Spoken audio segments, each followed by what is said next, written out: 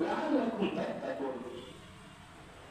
আপনার বাবার ঘর থেকে আপনার জন্মগ্রহণ করেছেন, কিন্তু আপনার বাবাকে আপনাকে সৃষ্টি করেছে, আপনার মা আপনাকে গর্ভধারণ করেছে, তার মানে কি এই যে আপনার মা আপনাকে জন্ম দিয়েছে কিন্তু সৃষ্টি করেছে না? এটা হচ্ছে দুনিয়া একটা আশার আদত, দুনিয়া আসার একটা পদ্ধতি, দুনিয়া আসার একটা নিয়ম।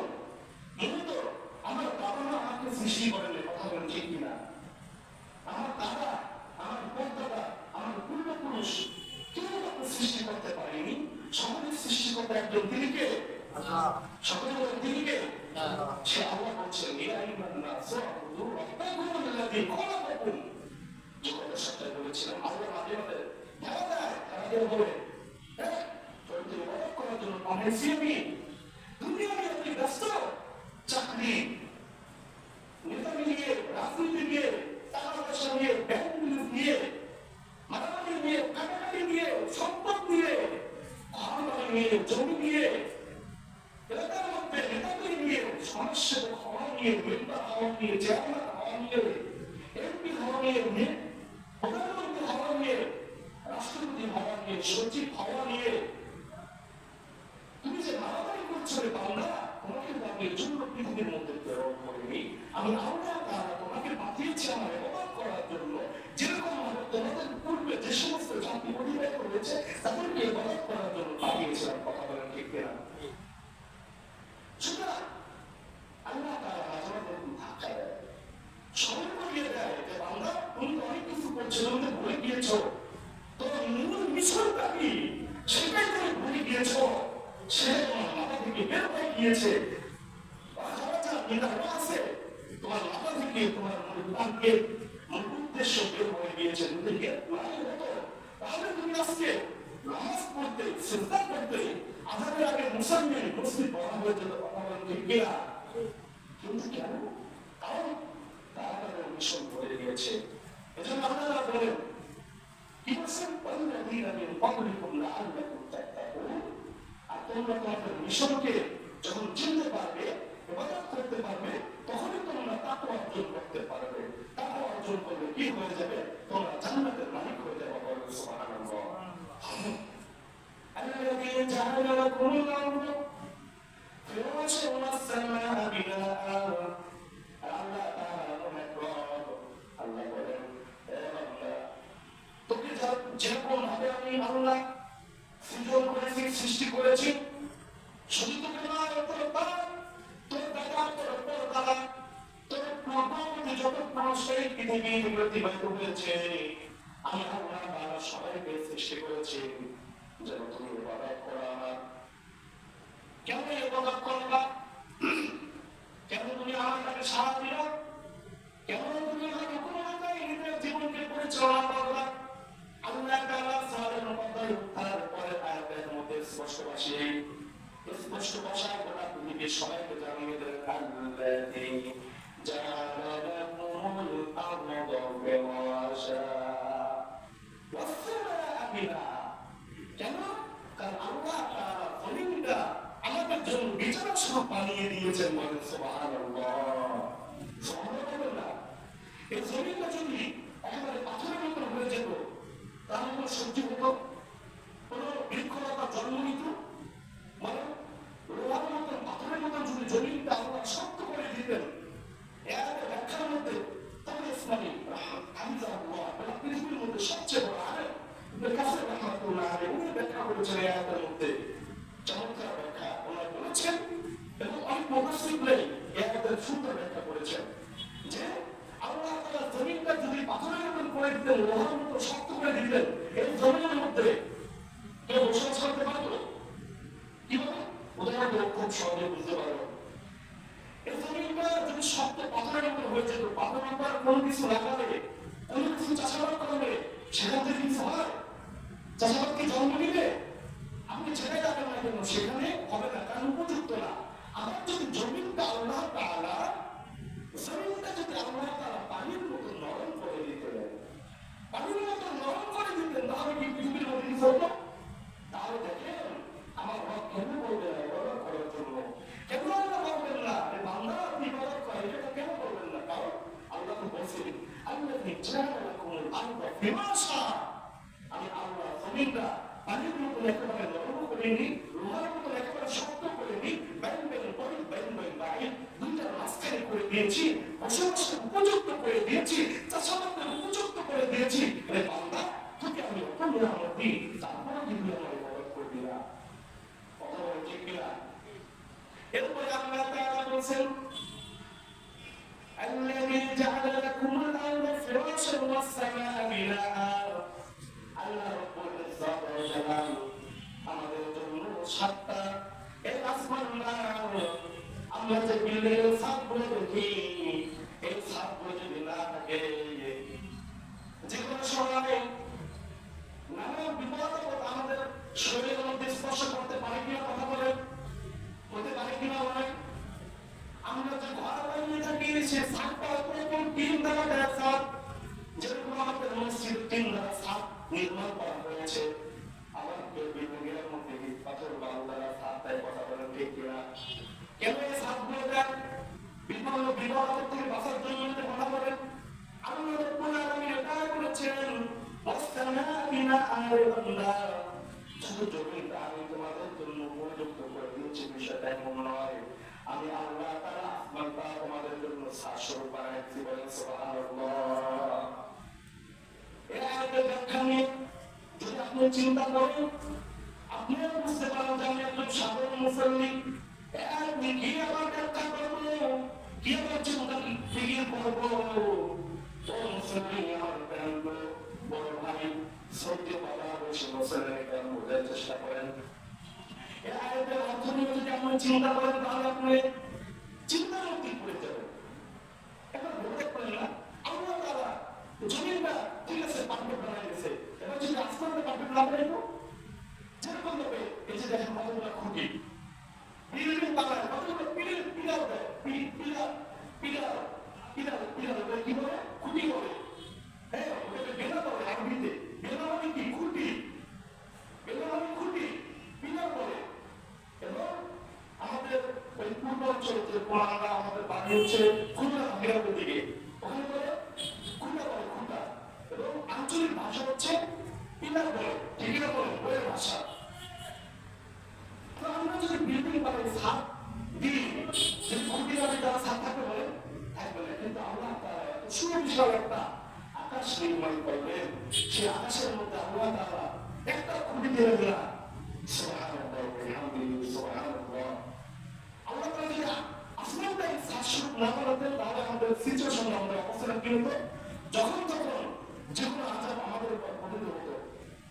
এখন বলতে পারেন হুজুর এটা আবার কি হবে? হ্যাঁ, আসমান হচ্ছে সাতটা, সব আসমানের উপর সিদরাতুল মুনতাহা, সিদরাতুল মুনতাহা, সিদরাতুল মুনতাহা কোন কোন ব্যাখ্যার মধ্যে বলা হয়েছে সিদরাতুল মুনতাহার উপর আল্লাহ তাআলা সবকিছু বান্দা যখন গুনাহ করে, অন্যায় করে, অপরাধ করে, সেখান থেকে সবকিছু নির্ধারণ করা হয় বান্দা নামে। যদি আসমানটা না থাকতো, সাত আসমান না থাকতো, গুনাহ করার কারণে ওইখান থেকে এমন একটা আযাব নির্ধারণ করা হতো, নিক্ষেপ করা হতো, বান্দা মুহূর্তের মধ্যে ধ্বংস হয়ে যেত। বললেন সুবহানাল্লাহ।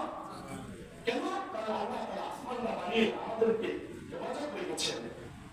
এজন্য আমরা আল্লাহর ইবাদত করব। এরপরে আল্লাহ তাআলা বলেন وأنزل من السماء ماء فأخرج به من الثمرات رزقا لكم فلا تجعلوا لله أندادا وأنتم تعلمون. الله رب العالمين وأنزل من السماء ماء, আসমান থেকে আল্লাহ পানি বর্ষণ করেন, فأخرج به من الثمرات رزقا لكم, পানি বর্ষণ করে তোমাদের জন্য রিজিক বানাই দিবেন। সুবহানাল্লাহ। কদিন আগে অনেক বৃষ্টির কারণে আমাদের রাস্তার কি হয়েছিল? হ্যাঁ, সবাই হাউমাউ করছে, সবাই একটা চিন্তার মধ্যে পড়ে গিয়েছিল, বিচলিত হয়ে গিয়েছিল।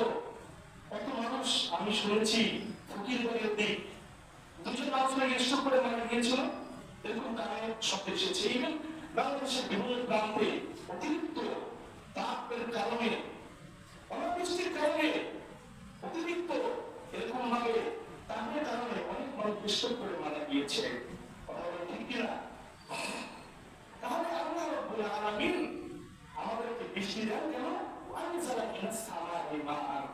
এখন আপনি বুঝতেছেন অনুসরণ করে আসবেন ব্যাখ্যা অনেক উঁচু করে পড়ে চিন্তা করেন না বৃষ্টি একটা বিরক্তকর বৃষ্টি পড়ে মানুষ বিরক্ত হয় অনেকে বৃষ্টি পড়ার সময় হলো না বিশেষ করে যারা অফিসে চাকরি করে আমি এটা বুঝি অনেকে বলে এখন বৃষ্টি পড়ার সময় হলে এখন যাবো অফিসে আসলে নাই কথা বলেন আসলে নাই কিন্তু কৃষকরা বৃষ্টি পড়লে তারা খুশি হয়ে যায় আনন্দে উল্লাসিত হয়ে যায় উল্লাসিত হয়ে যায় কেন বৃষ্টি পড়লে তাদের ফসলের মধ্যে সৌন্দর্যতা হবে এবং ফসলের মধ্যে বৃদ্ধি পাবে ফলগুলো বড় হবে ফসলটা সুন্দর হবে কথা বলা ঠিক কিনা বৃষ্টি পড়লে এগুলো সুন্দর হয় ঋতিক পাবে কৃষকরা এটা বুঝে এজন্য কৃষকরা বৃষ্টি পড়লে খুশি হয় আর আমরা ঢাকা শহরে যারা বসবাস করি এখানে তো চাষাবাদ করার সিচুয়েশন নাই অবস্থা নাই এজন্য আমরা যখন অফিসে যাবো তুমি কাজে যাবো ঘোরাফেরা করতে যাবো আর বৃষ্টি পড়লে রাত হয়ে যাবে কথা বলা ঠিক কিনা এজন্য আল্লাহ তাআলা আমাদের এই সমস্ত আচরণের কারণে এই সমস্ত অর্থাৎ ইভেন আমি এটা শোনার কথা বলি না অনেক মানুষ বলছে আমি নিজে দাঁড়িয়ে দাঁড়িয়ে শুনেছি অনেক মানুষ এটা বলেছে এজন্য আল্লাহ তাআলা মাঝে মাঝে বৃষ্টি বন্ধ করে দেখা বান্দা বৃষ্টি না হলে যেতে হয় না যে দেখ কথা বলা ঠিক কিনা তখন মানুষ বাস্তবে ইস্তিসকার নামাজ পড়ে আসলে নাই নামাজ পড়েছিল বৃষ্টির জন্য কথা বলা ঠিক কিনা এজন্য আল্লাহ বলছেন وأنزل من السماء ماء فأخرج به من الثمرات رزقا لكم فلا تجعلوا لله أندادا وأنتم تعلمون يقول الله تعالى وإن كنتم في ريب مما نزلنا على عبدنا فأتوا بسورة من مثله وادعوا شهداءكم من دون الله إن كنتم صادقين. আল্লাহ রাব্বুল আলামিন মক্কার যে সমস্ত বেঈমানরা ছিল বিশেষ করে আমরা শাইবা আবু জাহেল যত বেঈমানরা ছিল যত নাস্তিকরা ছিল যত আল্লাহ না ওয়ালা বলনেওয়ালা ছিল যত নাস্তিক বেঈমান মুশরিক ছিল মক্কার জমিনের মধ্যে আমাদের মুহাম্মদ রাসূলুল্লাহ সাল্লাল্লাহু আলাইহি ওয়াসাল্লাম বলল পাগল কথা বলে কিরা বলল মাজনুন বলে বলে নবী করিম সাল্লাল্লাহু আলাইহি ওয়াসাল্লামকে অপমান করত শুনতাই নাই মক্কার বেঈমানরা তো নবী মুহাম্মদ রাসূলুল্লাহ সাল্লাল্লাহু আলাইহি ওয়াসাল্লামকে নানান ভাবে অপমান করত অবস্থা করত কষ্ট দিত এরকম ভাবে অনেক খারাপ করে কথা বলতো মক্কার যে সমস্ত মুশরিক আমলরা ছিল তারা তাদের পচা ময়লাগুলো কয়েকদিন এক মাস ধরে পচিয়ে একটা প্যাকেট করে রেখে দিত আর যখন দেখতো মুহাম্মদ রাসূলুল্লাহ সাল্লাল্লাহু আলাইহি ওয়াসাল্লাম রাস্তা দিয়ে অতিবাহিত করতো তখন মুহাম্মদ রাসূলুল্লাহ সাল্লাল্লাহু আলাইহি ওয়াসাল্লামের কাহিনীতে কত কথা বলা ঠিক কিনা মুসলমান ভাইরা আমার কথাগুলো গভীর মনোযোগ দিয়ে বোঝার চেষ্টা করবেন আমার নবীকে কষ্ট আমি মুশরিক তাই নয় আমার নবী যখন তাদেরকে বলল না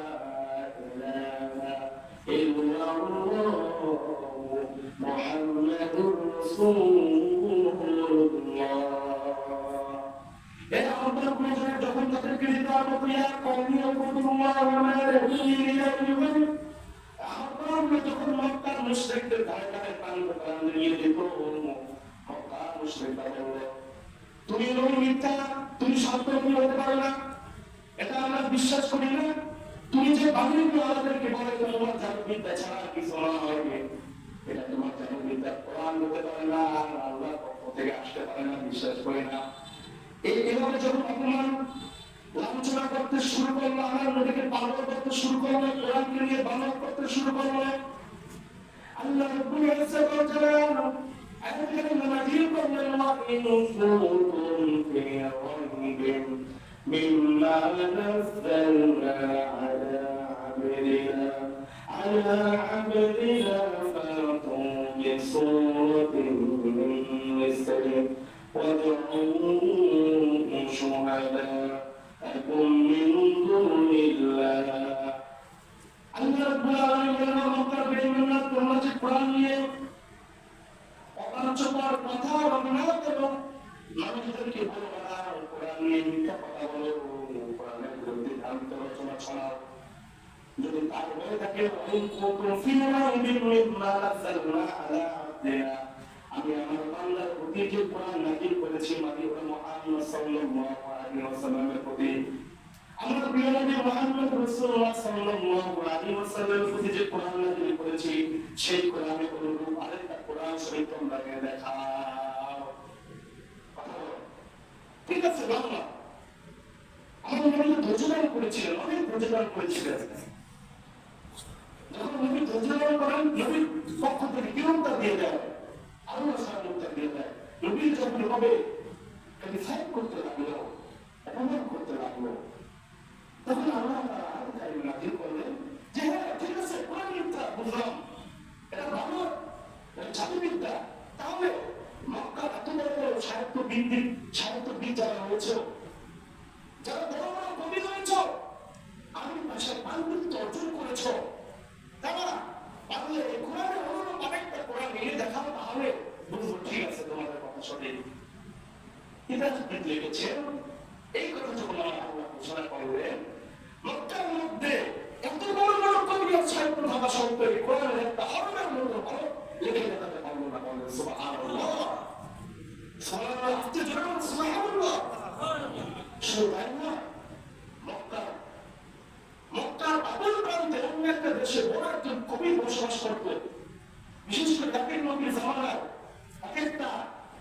একটা জিনিসের প্রচলন ছিল মুসা আলাইহিস সালামের জামানায় প্রচলন ছিল কিছু জানেন মুসা আলাইহিস সালামের জামানায় প্রচলন ছিল জাদুবিদ্যা সুলাইমান আলাইহিস সালামের জামানায় প্রচলন ছিল জাদুবিদ্যা কথা বলা ঠিক কিনা এরকম তো ঈসা আলাইহিস সালামের জামানায় একটা প্রচলন ছিল সেটা হচ্ছে ঈসা আলাইহিস সালাম যখন মৃত্যু মানুষের সামনে কবরে দাঁড়িয়ে বলতো তুমি বিসমিল্লাহ তখন মৃত্যু মানুষটা কবর থেকে দাঁড়িয়ে যেত বলে সুবহানাল্লাহ তাহলে এক এক নবীর জামানায় এক একটা প্রথা প্রচলিত ছিল কথা বলা ঠিক কিনা ঠিক আরব জাহালিয়াতের যুগে একটা ওই আরব দেশের মধ্যে একটা জিনিস প্রচলিত ছিল সেটা হচ্ছে কি জানো কে কার থেকে কত সুন্দর করে কবিতা আবৃত্তি করতে পারে এটা প্রচলিত ছিল তাদের মধ্যে প্রতিযোগিতা হতো এটা পূর্ববর্তী জামানায় যে সমস্ত মানুষ অভিনেতা রয়েছে তাদেরও মেলা হতো মেলার মধ্যে তারা জাদুবিদ্যা প্রচলন করতো এটার মধ্যে তারা প্রতিযোগিতা করতো কে কার আগে বিজয় লাভ করে জাদুবিদ্যায় কথাগুলো ঠিক কিনা ঠিক আমার নবী সাল্লাল্লাহু আলাইহি ওয়াসাল্লাম জন্মগ্রহণ করার সময় কিংবা কিছুদিন আগে কিংবা সময়টা এই অবস্থার মধ্যে সিচুয়েশনের মধ্যে মানুষের মধ্যে মক্কার মানুষের মধ্যে আরবি ভাষা নিয়ে কবিতা নিয়ে তারা প্রতিযোগিতা করতো কে কার আগে বিজয় লাভ করে সুতরাং তারা কিন্তু সাহিত্যিক মানুষ কথা বলেন ঠিক কিনা তারা কিন্তু অনেক বড় সাহিত্যিক বুঝছেন তো আমরা তারা ঘোষণা করেছেন তোমাদের এত বড় সাহিত্যিক আমার কোরআনে ভুল তাহলে পুরো কোরআনে ভুল মেরেছে কোরআন ধারণ